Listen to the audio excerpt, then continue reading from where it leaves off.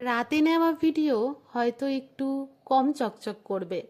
এই জিনিসগুলো হচ্ছে মাম্পি দিদিভাইয়ের জন্য। মানুষটা যেমন মিষ্টি, তার পছন্দ কিন্তু সব সময় লবঙ্গ ফুলের টপ কালেকশনগুলো দিয়েই থাকে। দিদি একজন ভীষণ ভালো আর্টিস্ট, কবিতা বলে, আর তার সাথে আমার আর্টকে এত ভালোবাসে, সে আর বলার মতো না। সবসময় দিদি এই বেস্ট কালেকশনগুলো বেছে নেয় লবঙ্গ ফুলের। যখনই নতুন কিছু বার করি, দিদিভাই কিন্তু ওপর থেকে ঝাঁপিয়ে পড়ে আগেই, যে এইগুলো কিন্তু আমার লাগবে পায়েল। তো এই জন্যই কিছু সম্পর্ক রক্তের না হলেও অনেক মিষ্টি হয়। দিদি ভীষণ মিষ্টি, আর তার সাথে দিদির কথা, গলার শব্দ, সমস্তটা মিষ্টি।